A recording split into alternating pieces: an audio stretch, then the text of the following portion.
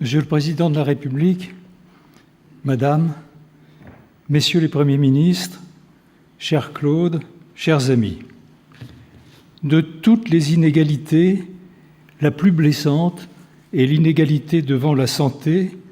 Par ces mots, le 12 octobre 2009, le président Jacques Chirac, avec le soutien de plusieurs chefs d'État africains et en présence du ministre d'État Jean-Louis Borloo, qui représentait le gouvernement français à l'époque, lançait l'appel de Cotonou, dénonçant le drame sanitaire du trafic de faux médicaments et appelant à la mobilisation des responsables politiques contre ce fléau. Le trafic de médicaments falsifiés constitue un double crime. Un crime contre la santé et un crime contre la société, car il frappe non seulement des malades, mais parmi eux, les plus pauvres, qui n'ont pas accès aux médicaments de qualité. L'Afrique, provisoirement pauvre, qui regroupe cette triste clientèle, est le terrain de jeu favori des trafiquants, qui s'enrichissent exploitant la détresse des populations et la faillite des systèmes de santé. Méconnue ou sous-estimée, cette duperie mortifère ferait au moins 700 000 victimes chaque année dans le monde, davantage que le paludisme. 10% des médicaments sur la planète seraient faux. Mais dans les zones de conflit telles la République centrafricaine, 60 à 80% des médicaments en circulation sont faux.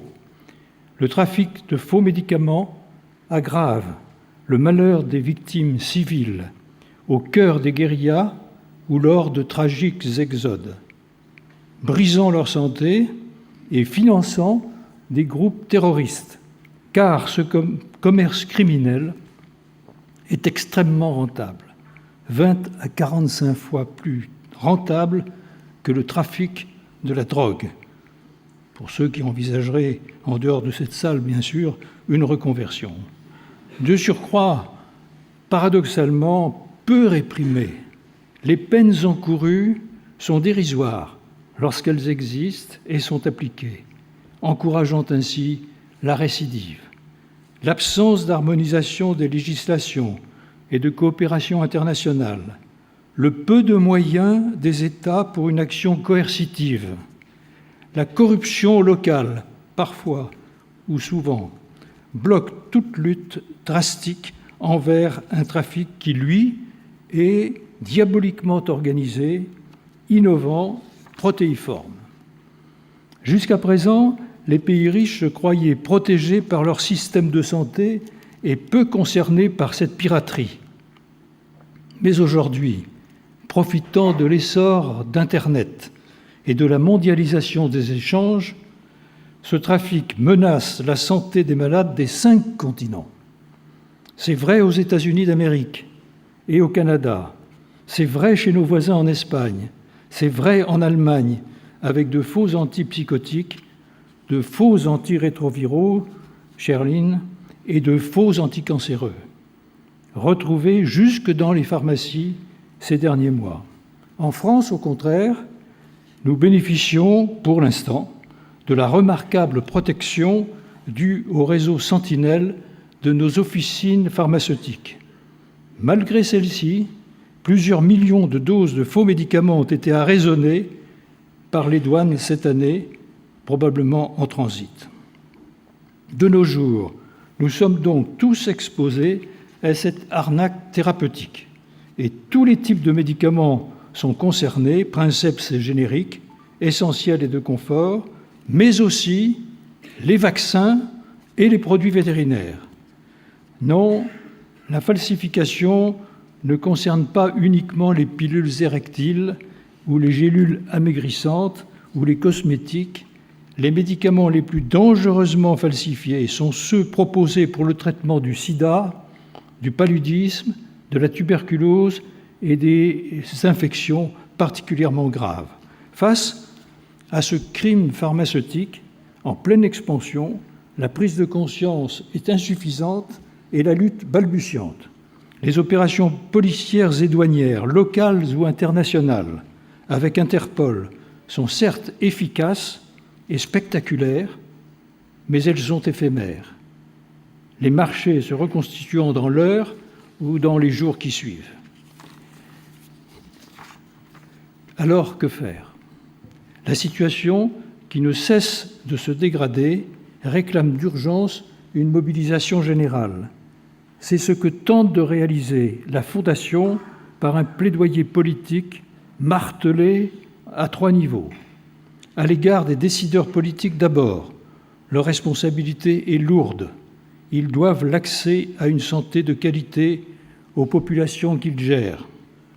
Il leur faut s'engager en signant, en ratifiant et en appliquant la Convention Médicrime proposée par le Conseil de l'Europe qui constitue le premier outil juridique international.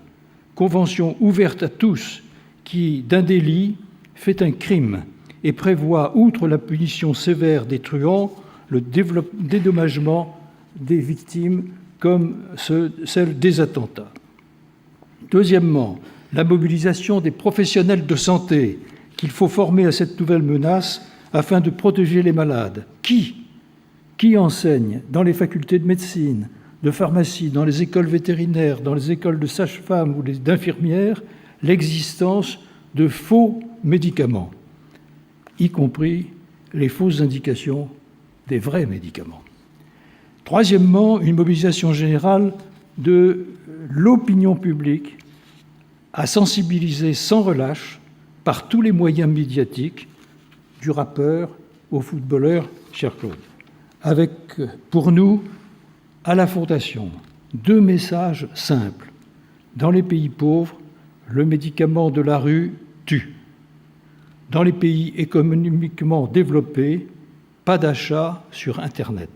Le médicament n'est pas une marchandise comme une autre. Monsieur le Président, vous allez prononcer dans quelques jours un discours très attendu par nos amis africains, à Ouagadougou, je crois, attendu aussi par tous les amis de l'Afrique dont nous sommes. L'accès de tous à une santé et à des médicaments de qualité a été au cœur des engagements du président Jacques Chirac. Sa fondation vous serait particulièrement reconnaissante d'évoquer ce drame qui frappe les plus pauvres parmi les malades. La santé, vous le savez par votre fonction et par votre famille, est un droit. Mais le droit à la santé coûte encore trop cher pour être équitablement réparti. Et la couverture sanitaire, hélas, est loin d'être universelle. Nous souhaitons que l'âpreté au gain, le goût du lucre et la duperie sur les médicaments n'altèrent pas davantage la santé des populations les plus meurtries. Je voudrais, en terminant, remercier tous les membres du conseil d'administration pour leur soutien permanent depuis l'appel de Cotonou dans la poursuite de ce combat. Et je voudrais aussi remercier ceux qui m'ont aidé, Marc-Antoine Jasson et, plus récemment, un jeune docteur en pharmacie de 23 ans, de Rouen, qui a fait sa thèse sur les faux médicaments et qui est chargé de mission à la Fondation pour le travail remarquable qu'il y effectue. Bel exemple, Monsieur le Président, de cette jeunesse de France, studieuse, compétente et solidaire, porteuse d'un message d'espérance et de partage. Et si mes propos d'octononagénaire ne vous ont pas convaincu, eh bien, vous pouvez être certain que la relève est en place. Merci.